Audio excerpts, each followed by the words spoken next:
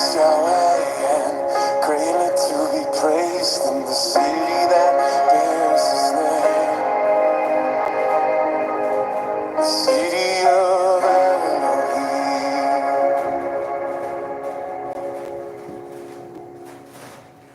Shabbat Shalom, everybody. My name is Jason. I'm Caden. I'm Jaden. I'm Nicole. I'm Eli. And we are the Yahuwah and the Torah channel, and we thank you guys very, very much for being a part of our little family, being a part of our little reading. It is a wonderful day. It's a day that all of us, at least in the Torah community, look forward to every single week. This is one of these days that if you are a child of the Most High, if you are qualified as a child of the Most High, and the only people that actually qualify as the children of the Most High are those who are in obedience to Him. Well, if you guys are a child of the Most High, then today is our day. Today is our day of rest, a day that our Creator cares so much about us that He says, I don't want you guys to work. I don't want you guys to cling. I don't want you guys going out collecting wood. I don't want you guys breaking a bead. I want you guys chilling out. I want you guys to rest. I want your bodies to rest. I want my people to be ready to put it down on the first day. And that is what our Creator has given to us. And it is a blessing to be here with all of you guys. We love you all tremendous amount. We're sorry for the roof that sits there and pops. This is a tin roof. We're out in the middle of a jungle in a kind of a funky house, and it's the best we got. One of these days we're hoping that we'll get a false ceiling or something put in here so that we can actually have more of a quiet time with all of you guys. But right now it doesn't look like anything in our immediate future. So thank you guys very, very much for being a part. Will you please open us up in prayer, Mr. Kate? Gracious Father, we come before you. We thank you for your day. We thank you for the blessing you've given us. Thank you for the day you told us to rest, the day you knew we needed. We're not supposed to work 7 days. You knew that we needed a rest, a recharge. You cared for us enough, and we ask that as we go into these days, we follow the commands. You told us you will be our Elohim, and we will be your people if we keep this command. We ask that it's counted as righteousness to us, that it is counted towards our blessings. We ask that your Ruach is on us today as we open your word, as we find out what you have put before us, what we're supposed to find, as we dive into your Torah, as we dive into the words of your Son, as we dive into the things that you have set out before for all the people to see, the things that people have thrown away, and we ask that we're able to see the deeper meanings of the sayings, we're able to see the truth of the Torah, we're able to see the truth of everything you have put out. Thank you for all in Jesus' name. Amen. Amen. All right, and so for those construction guys who are out there who say we just need a little bit of foam, a little bit of thing, well, before we get a little bit of foam, we have to actually have a little bit of change. We need some of that stuff with the dead criminals on it. And since we don't have a lot of that stuff with the dead criminals on it, then actually doing any kind of upgrades or stuff, it's just not in our future. We fight day by day to just make sure we are able to get food to the table. So one of these days, if Yah willing, a roof will come to it, and there's a lot of ways to do it, but it's these things around here. If you guys have never lived in a third world country, it's not the same. You can't just go to a Home Depot and find this stuff. If I was to look for any of the stuff you guys are sitting there suggesting, it would probably be a trip about 8 hours away to figure out where to get it and then to bring it back and to figure out how to install it myself. Those kind of people out there, not just dead president, we're talking dead criminal presidents, right? That's what I'm talking about, emissary. I'm talking about those guys that are on the pictures of the dollar bills and all these other things. They're dead criminals. Okay, so here we are. Jade, will you please open us up? Yep. Hear, O Yisrael, Yahuwah Elohim, Yahuwah is one. You shall love Yahuwah your Elohim with all your heart, and with all your being, and with all your might. And these words I command you today shall be in your heart, and you shall impress them upon your children, and you shall speak of them when you sit in your house, when you walk by the way, and when you lie down, when you rise up. And shall bind them as a sign on your hand, and they shall be fronts between your eyes, and you shall write them on the doorposts of your house and on your gates. Okay, so here we have a simple little bit of commandments that we have right here. And you know, every single week on a Friday I get to talk to dear old mom. And dear old mom is a hardcore Christian. And dear old mom tells me that it's okay what she believes and how she does it, because she told me that God knows her heart. And I told her, Mom, that's a very, very scary thing that God knows our heart, because in Scriptures it says the heart of man is extremely wicked. And out of the heart of man comes all sorts of evil devices and vices and things that we would do. And so if we're waiting on the day of judgment and we think that, God knows our heart, that's a scary, scary thing. The heart of man is wicked in all that we do. And so I sit there with Mom every single week, and I try to be as patient as quiet. She told me yesterday, she's like, Jay, you're just sitting here talking about this. I'm going to pretend the doorbell rings. Ding dong. Okay, I got to go. I'm like, okay, Mom, I guess we're done talking about this. But Mom is, she's a very good discussion point because she's a hardcore Christian and she loves pounding down unclean food. And I asked her, I said yesterday, Mom, if now the thing about Mom is she's a single mom. She was a single mom. I had 3 different dads growing up. I had 3 different last names. And so she sent me this little thing yesterday and says, a little poem that she had. And it said something to the effects, as long as your kids grow up with Jesus, then everything is okay. And I said, Mom, let me redo this poem and let me explain to you some of the problems that we had when I was growing up. Is that I understood the laws of the house, but you never indoctrinated with the laws of our Creator. And there were a tremendous amount of things that I have missed that I didn't know, that if I would have known the laws of our Creator, I would have walked life far differently than what I did. And this is the danger when you guys are in a set forth religion, because any set forth religion does not obey the commands of our Creator. So we've taken the sweetest, most juiciest, most tastiest fruit of the word of our Creator, and we've nailed it to the cross. And we said, Jesus has done this. And Jesus, in fact, the Christians will go, the Jesus, he made it so that all food's made clean. And I will very much try to, as calmly as possible, explain to people that all food has not been made clean. There was never any kind of doctrine anywhere in there.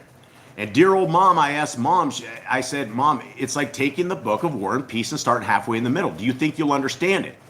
And I said, Mom, is your God Paul? She's like, no, my God is not Paul. I'm like, well, you do what Paul says in letters to people who are not you in a place called Corinth or Philippos or places that aren't you, and you're taking that and making that doctrine, and you're trumping the word of our Creator when you do it. So she doesn't care. She's like, just please stop bugging me on it. And I'm like, Mom, I do love you so much that I'm not going to stop on this, and we're just going to talk to it. So every single week, something like Nicole says, sometimes it seems like Mom figures things out a little bit, but then next week she becomes indoctrinated. And that's the thing about indoctrination. If you ever want to stop being indoctrinated, then you need to stop hanging out with those who are indoctrinated, right? Once you figure out that a 501c3 church on the wrong day is actually satanic, then you wouldn't go there, right? You wouldn't keep going back and reprogramming your mind week after week and into something that is not correct. Now, what is correct is what we're going to go over right now is the laws, statutes, and commandments of our Creator. Some of the absolutely most beautiful things that you guys will ever hear. In fact, I'm taking the other road that when the Christians say this is bondage, I am going to say there's more freedom in the Torah than anything. And that's the same as James will talk. James talks about the freedom of the Torah. There is a freedom in the Torah. How is it free when you're in the Torah? Because you're not walking in sin day after day after day after day, or you're trying not to. Now, a lot of people go, oh, you can't keep that Torah. So their answer is, why even try? And the answer is, no, we'll never successfully be able to keep the Torah perfectly, but we can absolutely try. And why wouldn't we try? And how can we claim to love our Creator with all our heart, with all our mind, with all our soul, if we hate His words? It doesn't make any sense. So with that, Mr. Cole, will you please say hi to all of our brothers and sisters? Yep. Let me get back up here to the top. Hold on. All right. We got Cindy, LJ, and Tess. Tess isn't feeling too well, so she's napping, but she's there with Cindy. We got Candy and Ruby. We got Jeremy and Callan. Joanna. The Grand, we missed her last week. She's here. Sarah Baker, Obi Lines, Chris, Kaim, Emissary Belhim, and sadly he lost his sister a couple days ago. So Jennifer Myers, Andy and Elizabeth, Sister Barb. I'm scrolling. David Wagner, Luis, welcome. That's a new name. Also have the other Elizabeth, Armando's mom. We have Deborah, a new name as well. Welcome to you. I'm scrolling still because I think there's still more. Sound City Solutions. That's another new name. Welcome. Sounds cool. Sound City Solutions. Francisco, I don't know how to say the last name, but Aris, welcome to you as well. And I think that's everybody. If I missed anybody, I do apologize. Shalom, shalom, shalom. Greetings, greetings, greetings. Much love from all of us to you. We guys truly, truly love you guys. It is an honor to be able to sit here and to hang out with very, very qualified people, the people who are our brothers and sisters in the kingdom to come. And so I guess we're all family here. So welcome, fam. Huge love to all of you guys on this. And I want to talk real quick. Sister Barb says this. She goes, Brother Jason, Yahuwah may not open her eyes. She may not be of his kingdom. He opens eyes, brother, when it is put before his people. You know, that's incredible. That is right. And this is something that all of us have to understand is if I did not make the attempt at showing my mother the correct way forward, then her day of judgment will not have completion because she was told, right? She was told, and I told my mom, I said, what are you going to do before you go up into the hands of our Creator? And the Creator says, Mary Lynn, depart from me because you're lawless. She's like, well, he knows my heart. But going into this, if people's eyes aren't open, that is very, very true because I get to deal with I have about 30 guys on death row that I talk to daily. There isn't a day that goes by that I don't pop out emails to these guys. And I will tell you right now, I have 3 brothers on their knees in death row. These guys are serial killers of the highest degree of filth and degradation. And now these guys have a Yah Scriptures. They have a 3,153 page book. And I have prisoners on death row that are literally coming back and saying, Jason, I am going to meditate on the word of our Creator day and night. And I'm like, wow, praise Yah. And then I have dear old mom who is sitting there gnawing on some pork skins as she's telling me that God knows her heart. And it's a very, very dangerous path when we walk into eternity thinking that our Creator knows our heart, because there's not one of us that is pure when it comes to the walk of the Torah. And so we can do all we can do, but you know, that's our job to do this. But the guys on death row are more free than dear old mom. My mom is living a death sentence that is eternity, and I've never found a place in Scriptures where eternity is only for a decade or 2 decades, and then you can leave out of the place as burning. The worms are eating your corpse, or your body that never dies, right? It's just a very, very bad place, and we have 120 years to figure this out. And our Creator will send the right people around you if you are willing to have your eyes, heart, and your hands be clean and be part of it. So here we are, guys. Now we're going over the greatest things you will ever see, the greatest things we will ever talk about, a guide to life. We're looking at the DNA makeup of our Messiah. We're looking at the DNA makeup of the kingdom to come. We are looking at the qualifications and the adjectives, the things that apply to the people of the kingdom. Now, all of these laws, statutes, and commandments will be what we are judged by naked before our Creator on the day of accounting. There's not going to be anyone around us. We're going to stand before Him, and we're going to have to be judged based on what we're about to read, which is why we are told to write this on our heart, mind, and soul, that we are told to indoctrinate our children into it. We're talking about rising and going to sleep.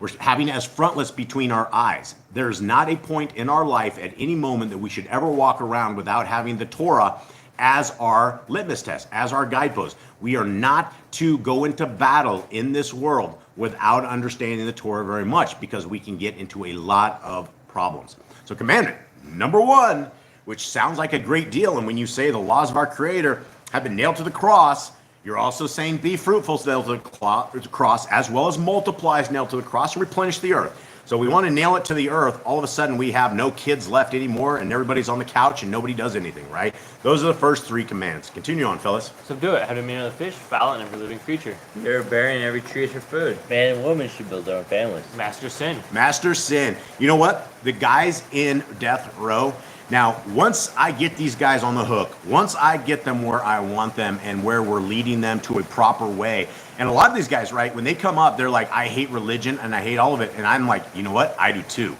I can't stand religion because I have never found a religion that is in sync with our Scriptures. So I tell them, we don't want a religion. We want a way forward. Now, and I send these, and we always get down to master sin And these guys, I've had 3 or 4 different guys say, you know what, master sin is an incredible thing. And I've even had these guys. I mean, these guys are serial killers, guys. They've done some horrible, horrible things in their years. And they understand that master sin is the 7th commandment that we have in all of Scriptures. It's something huge, right? If we are continuing to live in sin, in pornography, in any kind of sin and wickedness that is hurting our soul, this is where we have to understand it. We have to do whatever it takes to get it out of our lives. And like Messiah says, just take pornography for example, right? If we're stuck in pornography, Messiah very clearly says it's better to rip this eye out of our socket than to go into eternity with both eyes and have this on our skin. So whatever it takes for us to start living like our Creator wants to, we only have 120 years, and we don't know the last moment we're going to take that last breath, and we're going to be standing before our Creator on the day of accounting. Very important things. Continuing on, every clean, moving thing that lives shall be food for you. Do not eat the blood. Walk before me and be perfect. Guard Yahuwah's covenant, laws, statutes, and commandments. Teach your children commands and guard the. Oh no, every male child should be circumcised. Teach your children the commands and guard the way of Yahuwah. Remember Yahuwah's name for all generations. Keep the Passover. Basada. Keep the feast of unleavened bread. Festival of Matzah. There's one Torah for the stranger and the Hebrew. Sanctify all firstborn to Yahuwah. There are no mighty ones before Yahuwah. You shall not make graven images. Do not bring Yahuwah's name to naught. Keep the Shabbat. Honor your parents. Do not kill. Do not break wedlock. Do not steal. Do not make false accusations against your neighbor. Do not cut anything of your neighbors. Do not make an altar from rock that the toolest touch. Do not go up to the altar by the steps. If a man steals cattle, he shall restore it 5 times. Yahuwah's laws for criminals. Do not lie with beasts. No sacrifices to other Elohim. Do not oppress the stranger, fatherless, or widow. Do not charge your brother interest. If you borrow your neighbor's raiment, return it to him before sunset. Do not curse the ruler of your people. Do not eat what is torn of any beast. No false report. Do not follow the multitude of evil. Do not judge unrighteously against the poor. Bring back your enemy's cattle if you find it going astray. Help the animals of your enemy. Stay away from rumors and gossipers. Take no bribes. Do not oppress a stranger. Love the stranger. Give your land rest in the 7th year. Do not mention any pagan names. Keep the feast of Yahuwah. Do not cook your goat in his mother's milk. Obey the messenger Yahuwah sends before you. Do not bow down to other Elohim. Serve Yahuwah. Make no covenant with other Elohim or outsiders of the land. Do not make your use of anointing oil on a normal person. Do not make your use of this perfume on a normal person. Do not eat the fat. Do what you say you're going to do. Return what is your neighbor's. Obey Yahuwah's dietary laws. Women's time of separation. Obey Yahuwah's hygiene laws. The Day of Atonement, Yom HaKippurim. Do not uncover the nakedness of your family. Do not take your woman's sister for wife. Do not lie with a woman or her uncleanness. You shall not sacrifice your children to Moloch. Do not be a sodomite. Be holy. Do not reap the corners of your field, or you shall not glean your vineyard. Do not deal falsely or defraud your neighbor. Do not lie or be a liar. Pay your workers for the day's wage they are due. Do not harm the table. Do not endanger your neighbor. Do not hate your brother. Rebuke your neighbor for his sin. Love your neighbor as yourself. Do not diverse your cattle. Do not mingle your seed. Do not mingle linen and wool. Do not lie with a taken woman. Do not eat the fruit of the trees for 3 years. Do not practice sorcery. Do not round your beard or the corners of your head. Do not cut yourself for the dead. Do not get tattoos. Do not prostitute your daughter. Do not defile your temple. Do not consult a medium. Respect your elders. Have correct weights and measures. Do not walk in the manners of the nation. Keep the feast of first fruits, Shavuot, Omer, Pentecost. Keep the feast of trumpets, Yom Torah. Keep the feast of Sukkot, Shem Yatzeret. If you blaspheme the name of Yahuwah, you shall be put to death. If you kill your neighbor's animal, you must give him another. Repay injury for injury. Honor the Jubilee year. Confess your sins to Yahuwah and repay who you have trespassed against. The law of being a Nazir. Wear Ezekiel on the 4 corners of your garments. The law of whoever touches a corpse. Follow Yahuwah's law of inheritance. The law of keeping your oath to Yahuwah. Do not add or take away from the word. Guard your soul. Learn to fear Yahuwah. You shall love Yahuwah with all your heart. Bind the Torah, the laws upon your hand and the frontlets between your eyes. Write the laws on your doorposts. Do not tempt Yahuwah. Do what is right and good on the side of Yahuwah. Do not be afraid of your enemies. Remember Yahuwah. Circumcise your heart. Cleave to Yahuwah. Swear by his name. Destroy graven images. Hold on, real quick. Yes, there is an app for Yah Scriptures. If you have any Google app, TV, phone, tablet, whatever it is, there's a link. Miss Nicole will throw a link in there. The same thing that we're reading right here is available 100% free of charge. And it is an awesome, awesome app. It's my primary app that I use on all of our Google devices. We all read out of it. It was extremely expensive to put together, and extremely time sensitive, but it is available for everybody, anybody that's on Google. So there it is, and yes, enjoy that. Sorry guys, interrupt you guys. Read the grants. Where's the grid? Please expand on love your neighbors as yourself. How to love yourself to love your neighbor as yourself. Where she said it? I can't see. It's probably at the bottom. Okay. Please expand on love your neighbor as yourself. How to love yourself to love as yourself. Well, here's a couple things. Number one is, according to Messiah, those who are our family are those who keep the laws, statutes, and commandments of our Creator. Now, neighbor doesn't necessarily mean family, because we know from the story of the Good Samaritan that, in fact, this guy that got beat up and robbed and was left dead, there were people of so-called religious institutions who went by him, and there was one guy who's like, man, I will have my body defiled because this guy's all jacked up. One guy goes by and he goes, you know, I'm not a physician. My best bet is to keep rolling and send a physician back to this guy. And then you had a guy who was not even part of the actual tribes of Yisrael, that the same as the people that should have picked him up. And they picked the guy up, and he picked the guy up, treated his wounds, sent him into a hotel, a place, gave them money and said, hey, take care of this guy, and when I come back through, I'm going to give you some more money. So in that parable itself, we can tell that anybody who is our neighbor are those who could be helped, right? There's a tremendous amount of people that we can be our neighbor. Now, necessarily, they aren't quite our brothers, but unless we love people as our neighbors, then they're never going to be receptive to the word of our Creator. That's the thing that all of us have to figure out. And that's why I spent a tremendous amount of time with my brothers and sisters in chains, because a lot of it, especially the initial contact, it's not about scriptures, right? It's a little bit about scriptures, but it's a tremendous amount me giving to them in terms of my life, in terms of conversation, so that they can respond. And when they see that there is a little bit of love, these guys open right back up. I mean, these guys are the guys that won't talk to anybody in prison. They wouldn't talk to anyone through their trial. They just stayed quiet. And now they're here are just talking to this little family in the middle of the jungle. Those guys are our neighbors, right? That's our neighbor. People who are potential kingdom dwellers. People that are. And in fact, you won't know until it is. So I would say that everybody in need of help could potentially be our neighbor. I think that's how I would answer that. So I don't know if any of you guys in the chat would have a different answer for that. Be compassionate. As Sister Barb says, don't be a doormat, right? Obviously, there's a return of all sorts of things, and if it's a dead end road and you're just being used and abused and it never ends, then obviously it's not making traction. And the best we can do is we can leave seeds in the ground, and hopefully somebody further on from us comes by and tosses a little good dirt on there. But like Sister Barb said before, it's all really up to the hands of our Creator.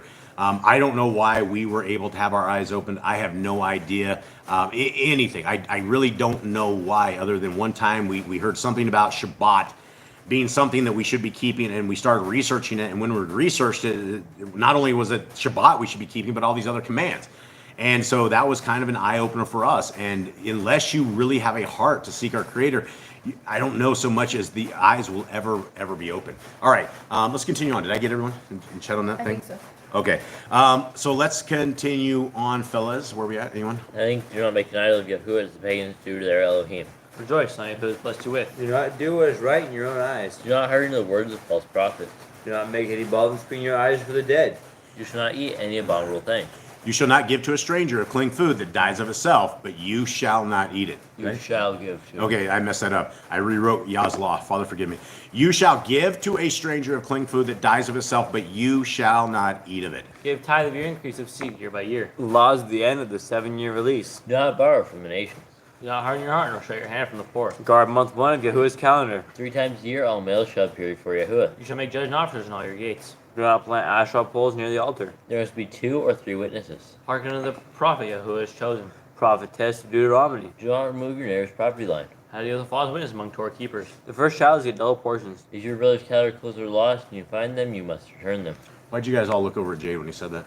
He always nods his head whenever he... Jade's the firstborn, and he likes to. Jade, why does the first child get double portions? What does this even mean? He's supposed to take care of the family. Basically, when the dad and mom die, he's supposed to be the one that takes care of the families, and So he's got a double portion to help the family. So he's supposed to be the leader. So every week, I see you when you get to that command, you nod your head. Are you ready to take this leadership position? No. But you're getting double portions. What do you mean? Are you sure? Yeah, I'm sure. Okay, all right, fine. He doesn't like being put on the spot. Okay, if your brother's cattle or clothes are lost and you find them, you must return them. A woman shall not wear what pertains to a man, nor a man wear what pertains to a woman. If you find a bird's nest with the mother and the babies or eggs, take the babies and not the mother. If you build a new house with a flat roof that it will be lived on, you must put a railing around it. Do not be a prostitute. Do not use dirty money. Law of divorce. Do not take a person's millstone for a pledge. If you lend to your brother, do not enter his house to get your payment. He must bring it to you. Return his clothing before sunset if that was his pledge. Do not oppress a hired servant that is poor and needy. Every man shall be put to death for his own sin. Do not go back for the forgotten sheep in the field. Leave it for the stranger, fatherless, and widow. Do not muzzle your ox when he treads out grain. If your brother dies and has no child, you shall take his wife and name the firstborn after your brother. At the end of 7 years, you are to read the Torah at the Feast of Sukkot, Feast of Tabernacles. Okay, so guys, there we have it right there. And I will tell you from trying to get people out of religion into Yah's commandments, what I found is less effective is when you dump all the commands in one email and say, here, good luck with this. What do you think? Because what I found is most effective, and I do that right out of the gate, because sometimes I don't get prisoners to write me back. And so if there's only one interaction that I could have, I hope that I could leave them with that, because every single letter I send in has cost me 88 cents. Like every few days, we're charging up $21 to write to these brothers and sisters. This is expensive. And so sometimes when they write back, and when they do, then I start off and I start with the first 7 commands, and it goes all the way down to master sin. And I talk to these guys. I say, hey, let's talk about this, because religion has us thinking all of these commandments are gone. They don't mean anything, and there's no value. And I would like to show you there's a lot of value.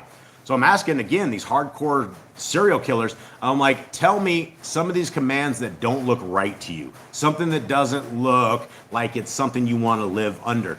And I've never had a single one of them go, oh, you know what, this master sin thing, this is crazy. No one should even have to master sin. They all take these and they're all studying them.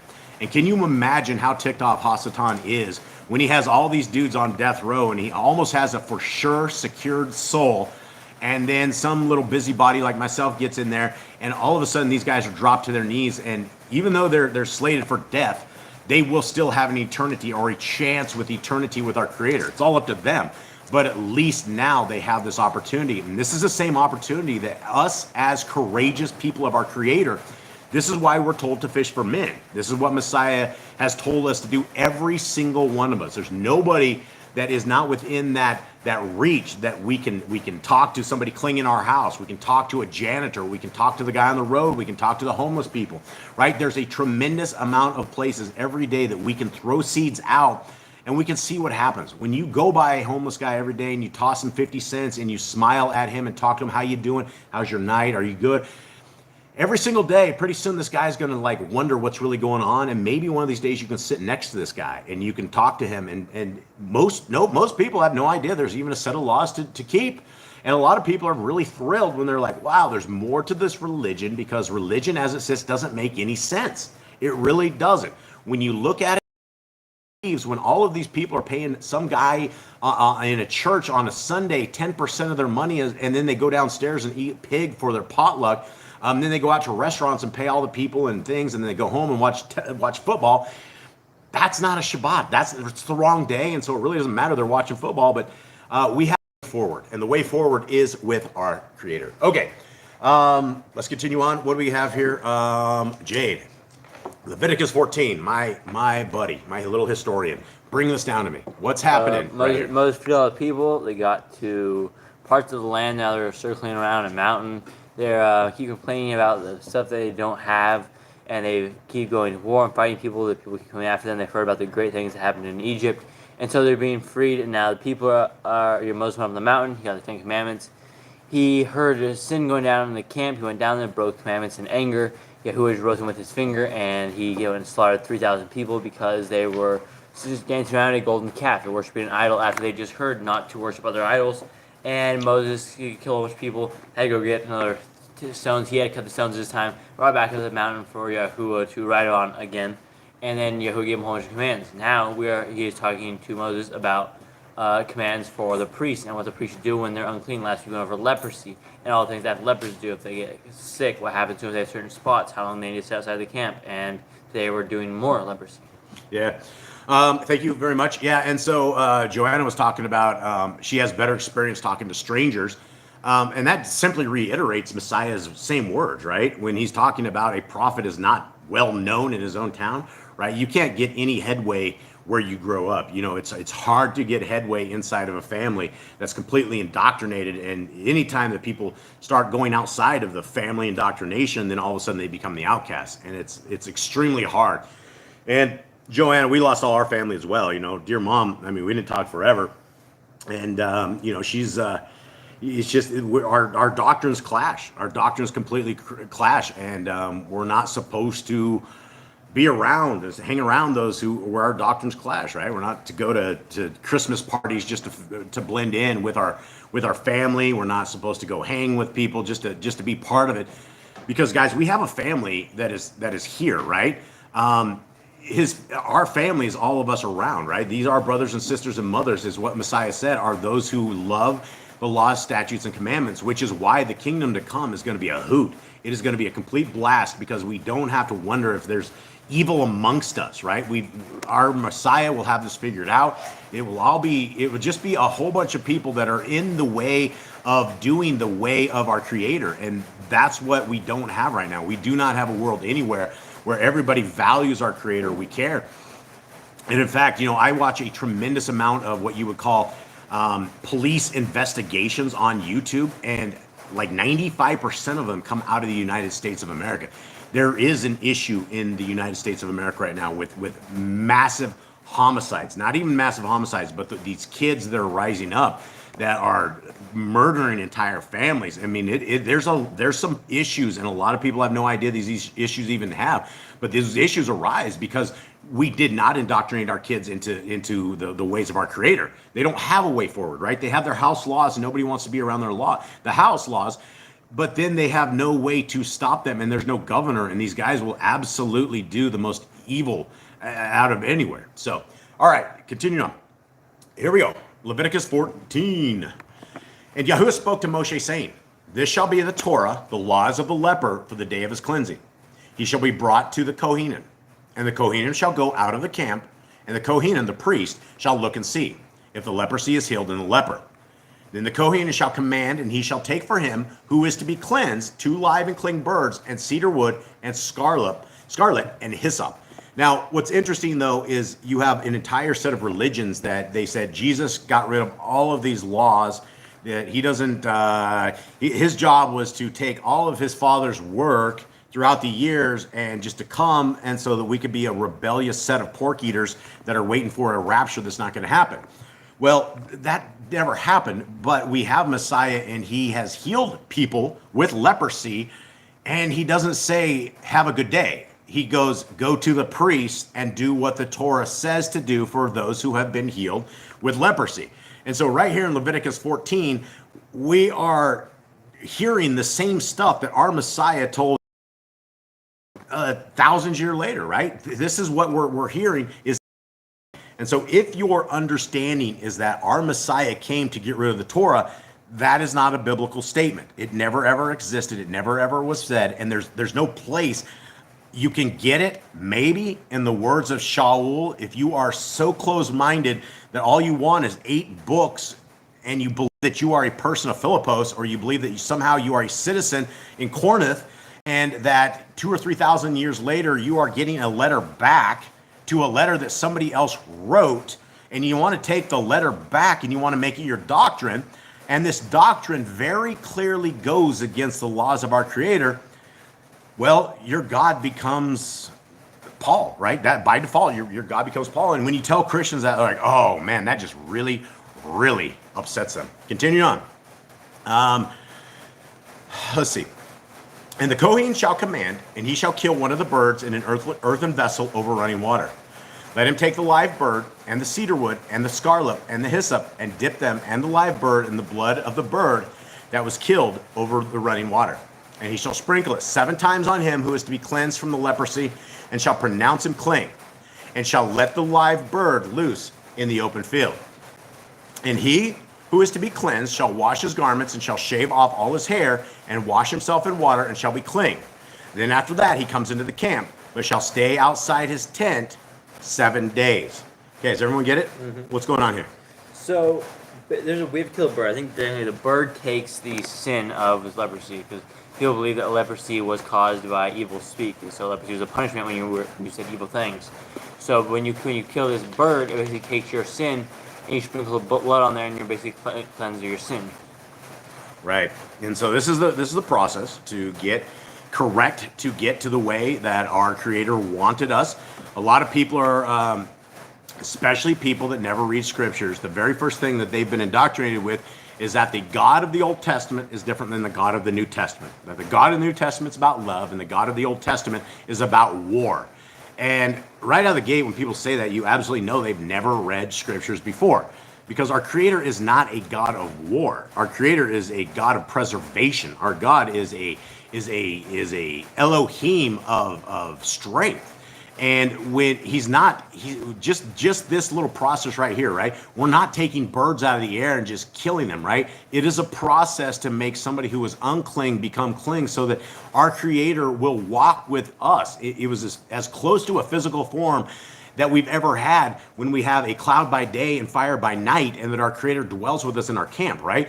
This is his rules and regulations, which is why our Messiah is absolutely a beautiful add-on to this, right? Because now, instead of us having to get this bird and having this priest and having him clean himself and doing all this, now we have Messiah Yahushua, Jesus, who is our priest, a very, very qualified priest who is not the priest of human form, right? All of these priests back in Levitical days, before they ever made these ceremonies, before they ever did it, they had to clean themselves. Before they could ever go into a ceremony state, they had to make themselves right. Now, we don't have to do that with Messiah Yahushua because he didn't sin, which means our best priest is the priest that is coming. And this is why when people are like, oh, you want the Old Testament, you just want to kill animals and you just want to have sacrifices, which is absolutely absurd when you read the scriptures, because anyone who understands that the Levitical priesthood was something that is a trained thing. It's not something that you can just go out and do something, because even the Levitical priests who were sauced up a little bit with a little bit of drink and Aaron's kids, they got burned up because they jacked it up. And those guys should have been very much qualified, know exactly how not to make strange fire, and yet they did it. And if those guys mess it up, there's absolutely zilch way that any of us would ever get anything done right, and we don't need to. So let's continue on. 8, guys, anyone? I'm looking, yes. And he who is to be cleansed shall wash his garments and shall shave off all his hair and wash himself after water. We're actually on the next one. And shall be clean. Then after he comes into the camp, but shall stay outside his tent 7 days. And on the 7th day it shall be that he shaves all the hair off his head and his beard and his eyebrows. Even all his hair he shaves off. And he shall wash his garments and wash his body in water and shall be clean.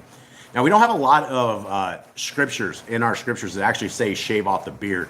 In fact, we know that David's guys, when they shaved off their beards, all of a sudden it seems like a part of their manhood was taken away a little bit because they were all upset. And so David actually took the guys who had their beards shaved off, stuck them in another city so that they didn't have to go through that. Go regrow your beards, my friends, and then come back in. And so that's a little bit of credentials to those hairy-faced fellas, right? Okay, 10. And on the 8th day, he takes 2 male lambs, perfect ones, and 1 ewe lamb, a year old, a perfect one, and 3/10 parts of fine flour mixed with oil as a grain offering, and 1 log of oil. Okay, we're still talking about the leprosy, guys, right? And the Kohen who is cleansing shall present the man who is to be cleansed with these before Yahuwah at the door of the tent of appointment. And the Kohen shall take 1 male lamb and bring it as a guilt offering, and the log of oil, and wave them as a wave offering before Yahuwah. Now, what I don't know is I don't know what a log of oil is. I'm assuming it's just like a little container of oil, and I guess they call it a log of oil. I'm sure some of our more astute brothers and sisters in the chat would know what the log of oil is. 13. And he shall slaughter the lamb in the place where he slaughters the sin offering and the burnt offering in a Kodesh place. For the guilt offering, like the sin offering, belongs to the Kohanim. It is most Kodesh. Okay, so this is what you're seeing right here. Is you're seeing what the modern day religion has replaced as a 10% your offering, right? This is what they say. In fact, you'll have the Mormon religion who will actually, if you join their so-called cultish religion, that they will put you in a ledger, and even if you don't show up, you're still billed 10% of different things. Now, this 10% that people are being extorted all across the world, it happens every day, right? You would not have 41,000 different religions out there because they don't make money. You have 41,000 different religions because people are willing to throw 10% of their money into some dude who has never read his scriptures, that is sitting on a pulpit that is sending people to hell. So they think it's a good idea to toss out 10% and to give it to all of them. But this isn't what it was about. The entire 10% is that there's no such thing as like 10%. The entire offerings that we are supposed to be giving to man was to be our priests, the people who were working with Yah for on behalf of us. That's who we were supposed to kept fed, them and their families, so that they can do their work and they can take care of this stuff and make it happen for us, and we don't have to because we don't know how to. 14. And the priest, the Kohen, shall take some of the blood of the guilt offering, and the priest, the Kohen, shall put it on the tip of the right ear of him who is to be cleansed, and on the thumb of his right hand, and on the big toe of his right foot. Where do we hear this before? Where do we hear this exact same formula? Anyone? When they anoint the Kohen. Yeah. So this is this exact same. I don't think it's a blood ritual. That it's part of the ritual, but this was the same thing that when a priest was being cleansed, you would have blood on the tip of the right ear, on the thumb of the right hand, and on the big toe of the right foot. The same thing. And so we're continuing on in the exact same thing. Now, let's see here. 15. And the Kohen shall take some of the log of oil and pour it into the palm of his own left hand. And the Kohen shall dip his right finger in the oil that is in his left hand, and shall sprinkle some of the oil with his finger 7 times before Yahuwah. Again, we are indoctrinated with 7s and 50s, right? The cycle of creation has always been in 7s. And this is one of these things that everybody in the Torah community is always going to argue about calendars. Everybody's going to argue about appointed times.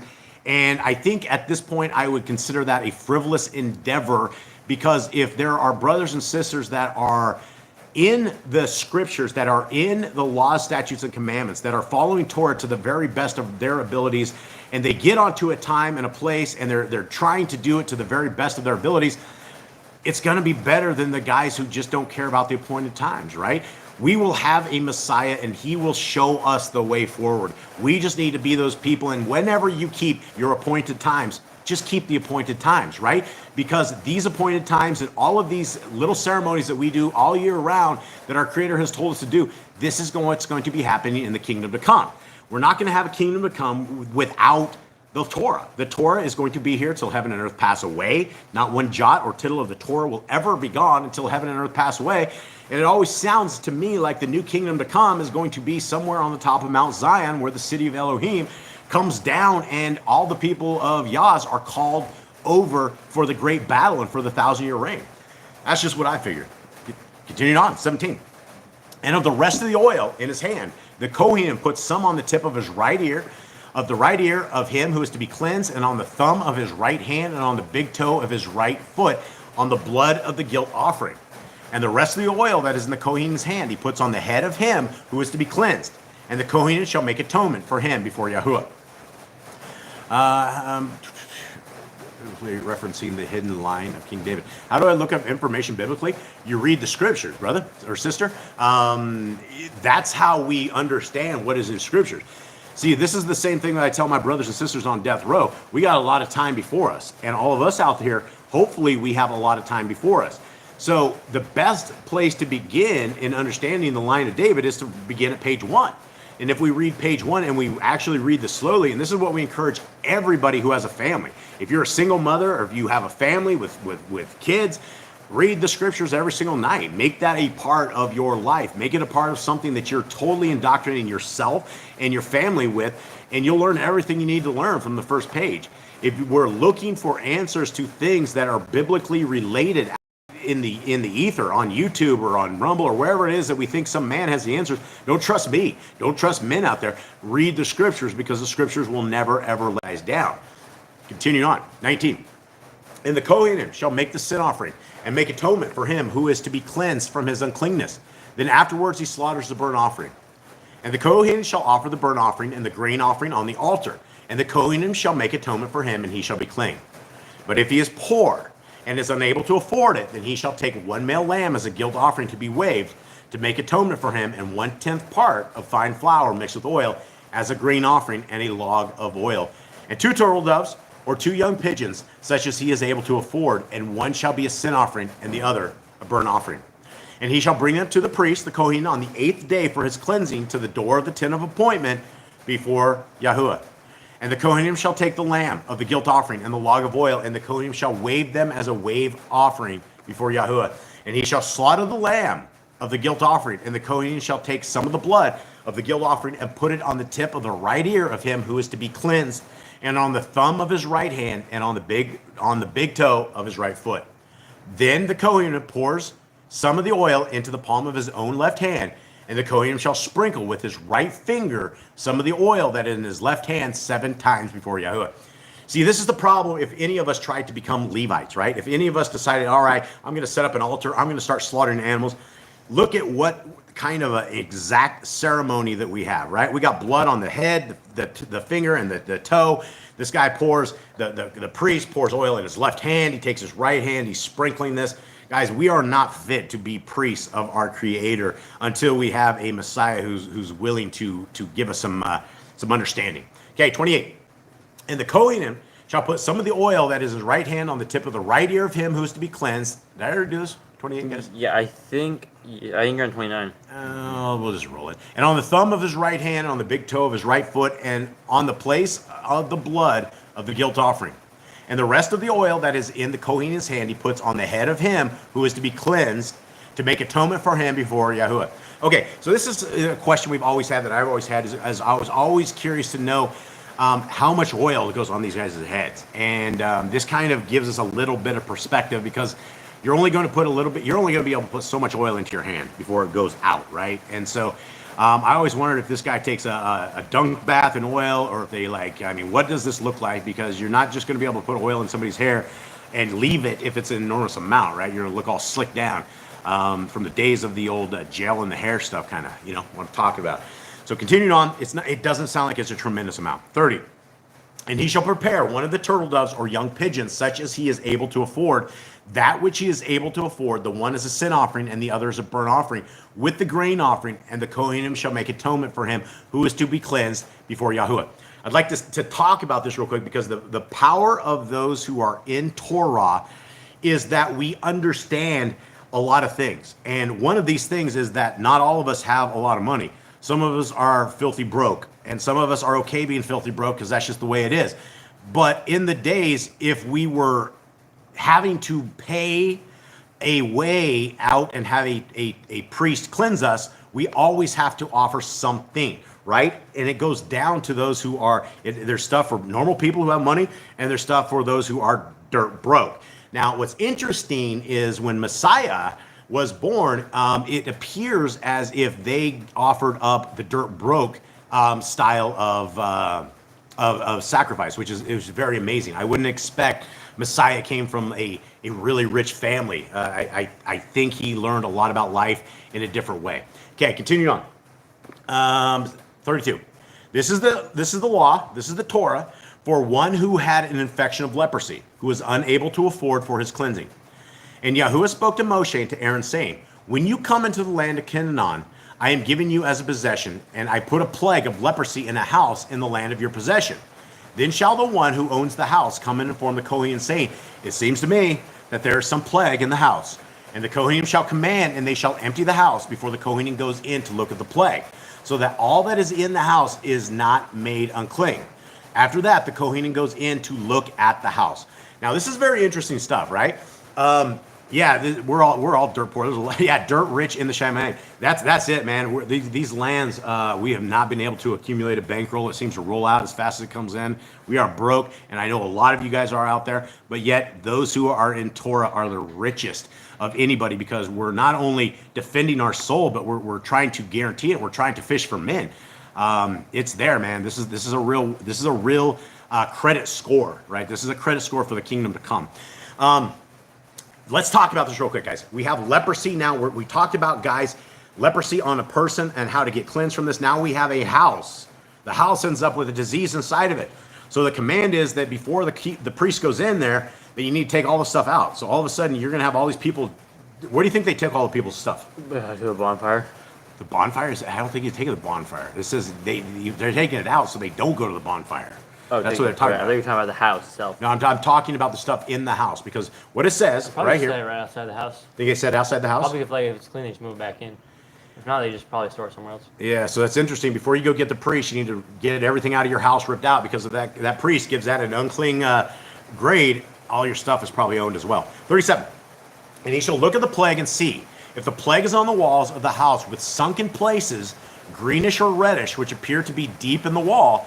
Then the Kohanim shall go out of the house to the door of the house and shut up the house 7 days. All right, so we got some police tape around the outside of this thing, right? This is a crime scene at this point when there is some sort of plague on your wall that is sunken in. Like, it sounds like this stuff is actually able to eat into this stuff, right? It's so bad. That's just a bad news, right? Probably shouldn't be living there. Yeah, you probably want to move out. And the Kohanim shall come again on the 7th day and look and see if the plague has spread on the walls of the house. Then the Kohanim shall command, and they shall remove the stones with the plague in them, and they shall throw them outside the city into an unclean place, while he lets the house be scraped inside all around, and the dust that they scrape off they shall pour out in an unclean place outside the city. This is crazy stuff, right? People are always talking about how germs or things aren't real, how this stuff couldn't actually be real. This sounds very real to me, that somehow your house can get the plague. And what's crazy is these old people that we have been and we're still babysitting, downstairs they had mold, and it grew all over the room, and they wanted us to get the mold off this room, and so we didn't know what to do. I've heard the horror stories of mold and how we're all going to die, and I mean, the walls were completely black. They had let water seep in this place, and they never let it out, and so inside of the paint, the mold ate into the paint. We scraped a little bit of the paint off, and all the way down to the cement, there was black. There was just this black. And so even now, we scraped all that stuff off. We put some paint thinner on there, scraped it off. I thought we're still alive, thank Yah. But we got it all painted, and I looked down there a couple days ago, and the mold's back. The mold in the wall is back. There's a line from the top all the way to the bottom of the wall. It's completely contaminated. And I'm like, wow. This stuff's alive. I don't know if this is like what the leprosy is exactly like, but there's something very wrong in the bottom of this house, and I don't know how to get rid of the mold. I can't take their blocks out of there, so I don't know how to like make it good. Continue on. 42. And they shall take other stones and put them in the place of those stones, plaster the house. And if the plague comes back and breaks out in the house after he's removed the stones, after he has scraped the house, and after it's plastered, then the Kohen shall see if the plague has spread in the house. It is active leprosy in the house. It is unclean. I think that house, the more I think about this and read this, I think that house has leprosy. Mold is mold, but I mean, this sounds exactly what happened in this thing. 45. And he shall break down the house, its stones and its timber and all the plaster of the house, and he shall bring them outside the city to an unclean place.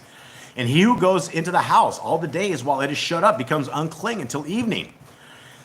And he who lies down in the house has to wash his garments, and he who eats in the house has to wash his garments. However, if the priest, the Kohen, indeed comes in and looks at it and sees that the plague has not spread in the house after the house was plastered, then the Kohen shall pronounce the house clean, because the plague is healed. And to cleanse the house, he shall take 2 birds, and cedar wood, and scarlet, and hyssop, and he shall kill one of the birds in an earthen vessel over running water, and he shall take the cedar wood, and the hyssop, and the scarlet, and the live bird, and dip them in the blood of the slain bird, and in the running water, and shall sprinkle the house 7 times. Now, what I find very interesting in here is that this bird is killed in an earthen vessel. Now, gentlemen, tell me about earthen vessels and the laws of things that die in things of earthen vessels. Earthen vessels back then were made of clay. It was made of clay, and it had like all the pores in it, so it was able to absorb all of the nastiness from dead. From mold. In this particular situation, what would happen to this earthen vessel when this ceremony was done? It'd be break it, throw it outside the ground. gates. Yeah, you break it and get it outside the gates, because you would have killed, and this thing would be condemned, this particular earthen vessel. So for every one of these little ceremonies, you're talking like a whole new thing, right? The priest comes in, you have a brand new earthen vessel. It's a whole new ceremony, and when they're done, they get rid of this stuff. Now, continuing on, 52. He shall thus cleanse the house with the blood of the bird and the running water and the live bird and with the cedar wood and with the hyssop and with the scarlet. And he shall let the live bird loose outside the city in the open field and shall make atonement for the house, and it shall be clean. Okay, this is a little different than the other stuff that we heard. Talk to me about this. Anyone? What did it just say, Jade? So basically, we're letting a bird go, so it makes atonement for a house. What does this remind you of when we let this bird go? When they take two young pigeons, like two turtle doves, and they kill one and they release the other. Okay, that's one of them. What else? Where else do we have this? Goats to Azazel? Goats to Azazel. This reminds me of the goats to Azazel when they slaughtered a goat free and they called it to Azazel. And it's one of those interesting verses. Okay, continuing on. 54, I think. This is the Torah for infection, leprosy, and eruption, and for leprosy of a garment and of a house, and for swelling, for a scab, and for a bright spot, to teach when it is unclean and when it is clean. This is the Torah of leprosy. All right, amazing book. Now we are heading over to Matthew. Amazing book. Simply amazing. One of the greatest books in all our scriptures is Matthew. But you know what? I would probably say that about every single book that I have read, because they are absolutely all super, super, super amazing. And this is the good news, right? They call it the good news, and people don't even realize why it is the good news. But the good news is that we have a brother, and you can call our Messiah not our Savior. We can call him our brother, because that's what he told us to define himself as. Or anybody who keeps the laws, statutes, and commands of his dad. We're brothers or fathers or mothers. That's who our family is. And so this is our priest. This is our high priest that has now come to life, that is now telling us the ways to completion, the ways forward. And when you read the book of Revelation 14:12, and I talk to the prisoners in prison all the time, right? Because I'm dealing with people that have not only ended somebody's life, they've ended usually multiple people's lives in various gruesome ways. We're telling them about the way forward. We're telling them about the things in scriptures that tell that a man can be saved. And regardless of how evil, or regardless of how demon-possessed people are, if people are willing to repent, if people are willing to come to the kingdom road, yes, we are going to have a very bad day of accounting. Yes, we have to absolutely make amends for what we did. But there's never anything other than the blaspheming of the hand of the creator of the universe that is a damnable sin, right? And so regardless, there is hope for everybody. If I read anywhere in scriptures that a murder was a complete death sentence and there was no hope for anyone's soul, I would not be sitting in death row. I'm literally living in death row for the last month, learning the ways of these guys, and it's my heart is breaking. I could tell earlier this week when I was talking about it, I was almost cracking up because I was talking about some execution date. And these guys that I'm talking to, their time is limited, and so it feels to me like we only have a brief moment in time that I'm able to help these guys in any way, shape, or form. And this is the same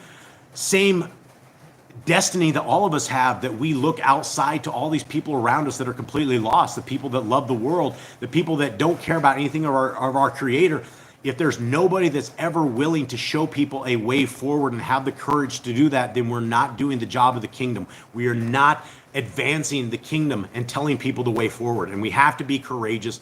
We have to we have to be courageous. Okay, Matthew 14. Anybody want to break this down? Any young, astute, kingdom-dwelling young men here want to break this down? All right, so Silence. Thanks, Jeff. So Yehoshua has been going around places now. He went to his hometown. The people told him, this is not the guy that we grew up with. It's not the guy. His father's the carpenter, and his mother is Mary. And they didn't know what to say to this guy because they don't believe him, right? It's hard to be a prophet or someone teaching in your own hometown. So he went around. He's going to all the other places outside of his hometown, teaching, getting disciples, sending people out to teach, and he's doing really good things to people. And now he's creating enemies with the Pharisees because they see him as challenging. And he's going against all their traditions and all the ways that they believe. Yeah, so all of a sudden you had Pharisees and Sadducees who are in the religion of Judaism, essentially. And these were the men. These were the made men of the day, because a lot of people to this day could not read. A lot of these people did not understand the books. They didn't have access to scrolls to get what we have today. Which, guys, every single day, you guys Guys, please offer up a prayer to Yah, thanking him that we are in a generation where we are able to have all of these books at our fingertip, and we don't have to run to a temple. We don't have to have some guy tell us exactly what to believe. It has been preserved by such as this, that these people, that the Hebrews 8 people are able to, who are willing to keep these laws, statutes, and commandments in the faith of our Messiah. This is what the kingdom to come is all about, guys. We are in some exciting times, and whether or not this kingdom comes in our generation or it's our kids' grandkids' generation, whenever it comes, it's going to be super exciting. And so here we are, continuing on, Matthew 14. Okay. At this time, Herodes, right, leader, he wasn't a Jew, he was just a leader of this whole area, right? At this time, Herodes, the district ruler, heard the report about Yahushua. And for those who have not seen this before, Yahushua, this is the Paleo-Hebrew name of our Creator's Son. This is the Word made flesh, and this is his name. And there were no J's in Hebrew, there was no J sound in Hebrew or anything like that, so we would not had a Hebrew man be called Yahushua. Continuing on, he heard the report about Yahushua and said to his servants, this Yochanan, John the Baptist, Yochanan the Immerser, he's risen from the dead, and that is why these mighty powers are at work in him. Okay, and I'm sure that sent chills down Herodes' spine, because Herodes is the one that actually had a hand, and he killed him, right? He was the one that put the order forth to kill him, because he was a drunk, and he was like sitting there being a sideshow, sitting there looking at the nakedness of his family's daughter, and decided he was going to do some great evil because of that, right? That's why we have the law, statutes, and commands. That's why we know we're not supposed to look at the nakedness of our family and do freakish things like that. 3, for Herodes had arrested Yochanan, bound him, and put him in prison because of Herodias, his brother Philippos' wife.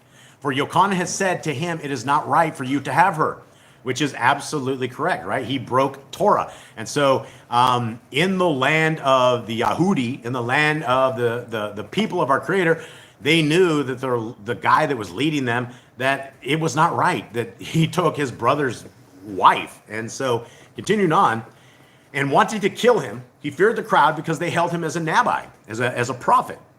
But as Herodes' birthday was being held, the daughter of Herodias danced before them and pleased Herodias. So he promised with an oath to give her whatever she asked. And she, being urged on by her mother, said, give me here the head of Yochanan, the immerser, on a dish. So we have great evil being perpetrated by all sorts of things. Definitely Hasatan was completely involved in this entire situation, the entire birthday party or the party this guy was having. He was all involved into this, and he got what he wanted. 9. And the sovereign was sad, but because of the oaths and the guests he commanded it to be given, and sent and beheaded Yochanan in prison. And you can read the book of the Nazarene, and there's this same story that is in there, but you can see a little bit more about Herod and his upsetness, right? He actually went and talked to some people, and he says, do I have to keep this oath? And they're like, well, you're not a sovereign, but you're kind of a sovereign, so if you don't keep the oath, then you've broken the oath of a sovereign. So he goes, okay, well, I got to kill this guy. And but they also said that Yochanan wasn't a lawkeeper when they told him this, which Yochanan absolutely was a lawkeeper, without a shadow of a doubt. Okay, 11. And his head was brought on a dish and given to the girl, and she brought it to her mother. Now, the other account inside of the book of the Nazarene, I believe, I don't know if it's after this. I would imagine they had it on a dish, brought it to the mother, and then he took the head of John and he stuck it on a pike outside the city. And so everybody knew what had happened, and there it was. So 12. And his Talmidim came and took away the body and buried it and went and reported it to Yahushua. Now, when Yahushua heard it, he withdrew from there by boat to a deserted place by himself. And then when the crowds heard it, they followed him on foot from the cities. Now, why do you think that Messiah took off by himself? He loved John. This was like a friend. This is devastating. This is one of his friends, this is his cousin, this is his own family, and he was just killed. It's a devastating thing. Yeah, it is absolutely devastating that a man of such stature, the one who was crying in the wilderness, the one who said repent, and the one who came and lived a very, very humble life for the kingdom, that was Messiah's brother, right? That's go ahead. And even though Yahushua understood that this is Yah's plan, right? They've got to die for this to show the example. They've got to be able to give the word. Yahushua, it's still celebrating things. Yahushua's still human. It still hurts. Yeah, absolutely. Yeah, I don't think Herod was from any of the tribes. I think he was an outsider. I think he was Roman. Yeah, I think he was Roman, but he was he had to rule these guys and rule them how they wanted. But he was also talking about how he wouldn't have Roman support, is if the people of Yahudi rose up at that point, he wouldn't be able to have the support that he needed, so he probably would have got owned. Okay, continuing on. 14. And when Yahushua came out, he saw a large crowd and was moved with compassion for them and healed their sick. And when evening came, his talmidim came to him, saying, "This is a deserted place, and the hour is already late. Dismiss the crowd so that they might go into the villages and buy food for themselves." But Yahushua said to them, "They do not need to go away. Give them to eat yourselves." And they said to him, "We have only 5 loaves and 2 fish." And he said, "Bring them to me." And commanding the crowds to sit down on the grass, and taking the 5 loaves and the 2 fish, and looking up to the Shemaim, he blessed and broke and gave the loaves to the talmidim, and the talmidim gave to the crowds. And all ate and were satisfied, and they picked up the pieces left over, 12 baskets filled. All right, let's talk about this. What do you guys think this looked like? You have Messiah. A lot of food. You have a little, yeah. So something right out of the gate, it probably didn't seem supernatural, right? You had Messiah. He sits down. He starts breaking this stuff. And do you think he ripped the fish with his hands? Do you think this was cooked fish, or you think it was probably cooked fish? Probably right? cooked. Right, cooked fish. So we could probably rip it with his hands. What do you think this looked like? There was thousands of people out there. He sits down there. This had to take like a little bit of time, right? Do you think he was teaching the whole time he was ripping the food apart? Maybe, probably. And just sitting there, and people were like wondering, maybe people didn't see the baskets being filled, or maybe the baskets were being filled. Or maybe maybe they're like coming up in a line or something. How or did this look? Do you think he took a piece of the fish, ripped it off, and that piece of the fish just came back? He just ripped the same piece over and over and over? Or what do you think that looked like? We're only It's talking. probably the same piece over and over. Just like the fish doesn't get any smaller. Just like taking pieces off, but the fish doesn't get. Seems smaller. like a long thing to feed that many people, right? I mean, it's going to take several handfuls of this stuff per person. Maybe he's like just like taking like He's multiplying. really it. good at breaking fish. Yeah, so I would imagine he's probably sitting there chatting with you. Probably this is probably one of the most incredible meals that any one of these people ever had, because not only did they get the bread of Messiah, but they got the bread of life, right? They literally got the this is a miracle. This is one of these crazy miracles, and it's one of these miracles that the disciples were all around Messiah, and it seems like somehow they couldn't quite get what exactly was happening, even though they were part of this. Okay, continue on. Where am I at, fellas? We're on 21. 21. And those who ate were about, dang it, I just did it. Where are we at, guys? 14:21. 14:21. Sorry, fellas, everyone. This is very touchy, going side to side, and sometimes we have some issues with it. Okay, 21. And those who ate were about 5,000 men, besides women and children. Okay, so right there, we get a rough idea. You have 5,000 men. How many men brought their wives and kids? Half of them? I mean, there's probably a lot of them. Do you think half the men brought their wives? Probably. So there's 2,500 women, and then how many women brought their kids? Who knows how many Half children of they that. had. So we're talking at least Probably close to 10,000 people. close to 10,000 people, and that's if the numbers came down to kind of what we're done. That's a lot of people. That's a lot of time that Messiah sat there and was getting food for all these guys, I would imagine. Emissary said just every time that someone reached in, there was more. Yeah, that's what I'm trying to figure out. Yeah, is what does it look like when Messiah did this kind of miracles?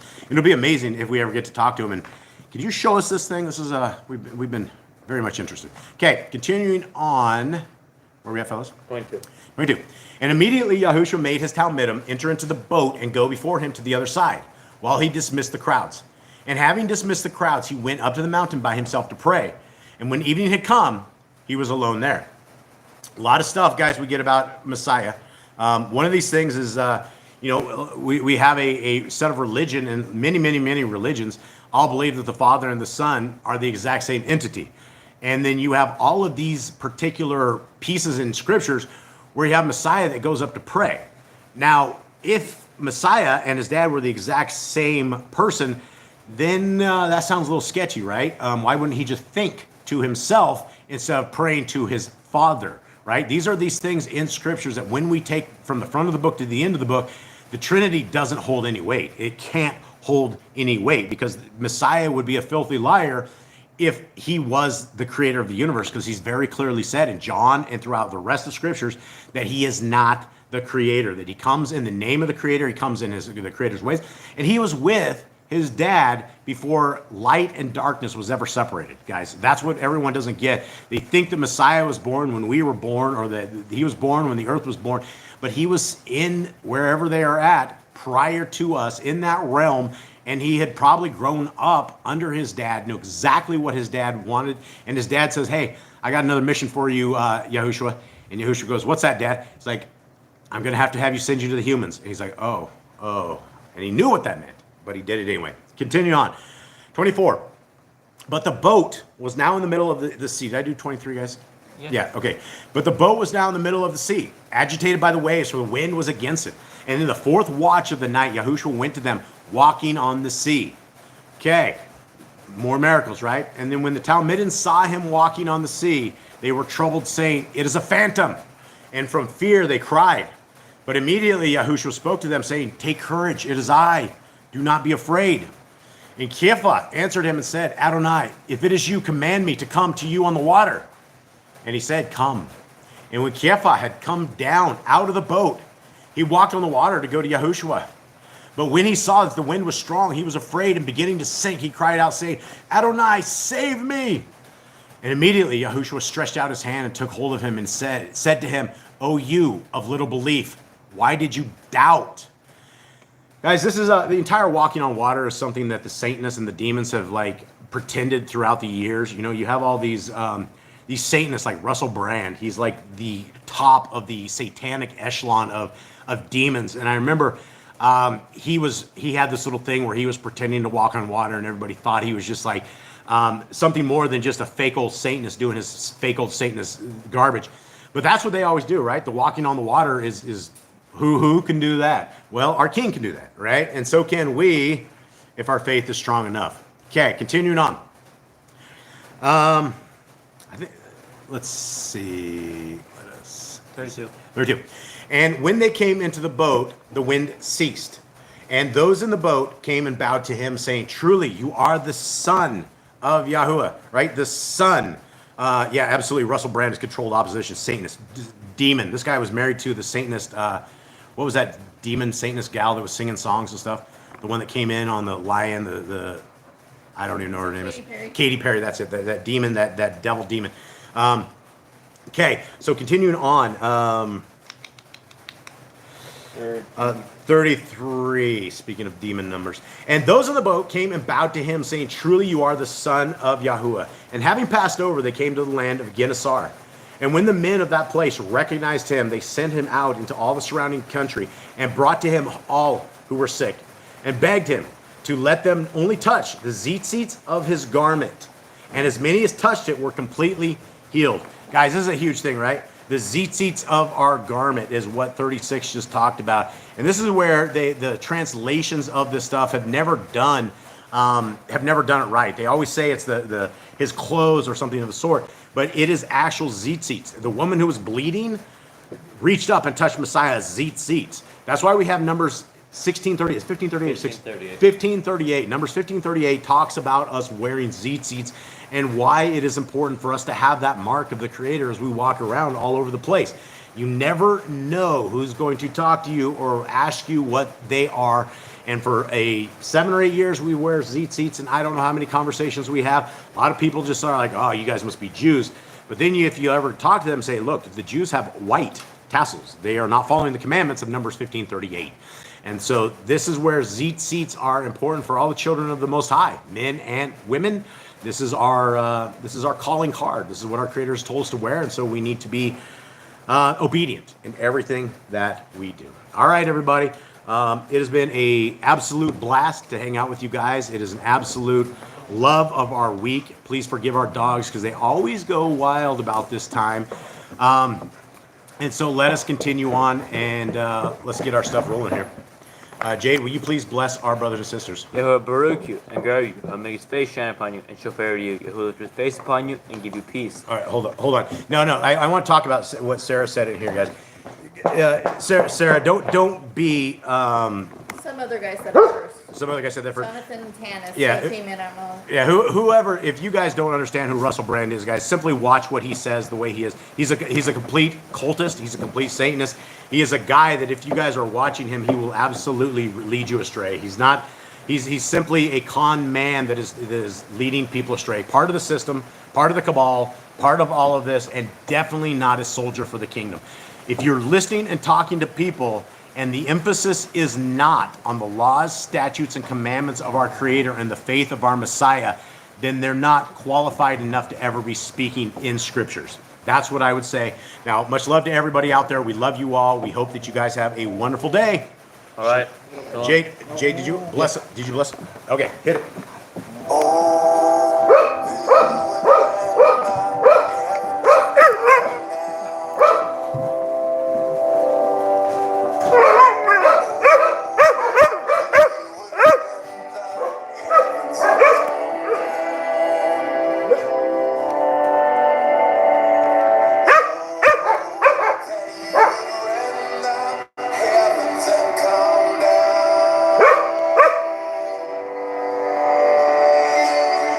Let the mountains shake, let the earth be moved, let the nations may tremble at your presence. Let your fire burn, let the waters burn, let your name be known to this generation, and come down.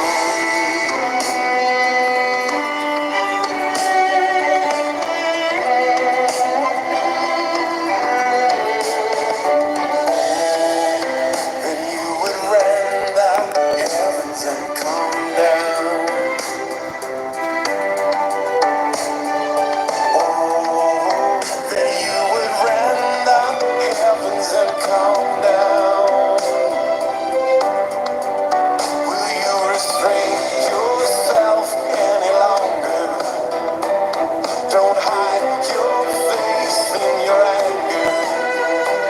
When Jerusalem is oppressed by the nations, the place of your throne, a desolation, come down.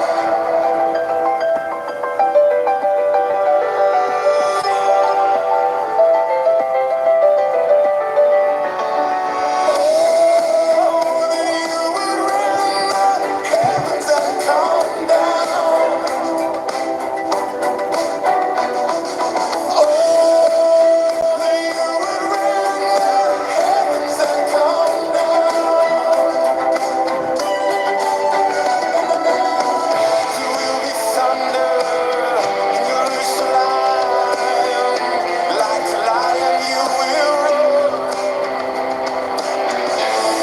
You're angry for the sake of Zion, and all the nations they will know when you come down. When you come down.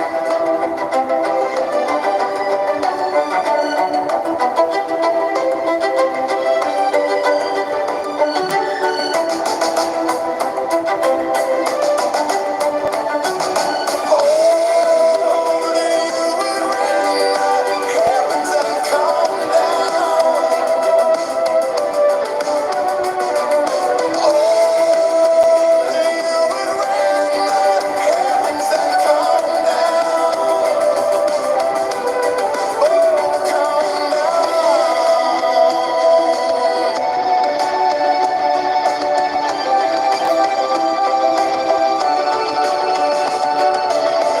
Indeed, we have sinned, and we need saving.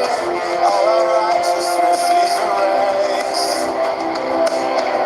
No eye has seen, no ear has heard, but you prepare for those who wait when you come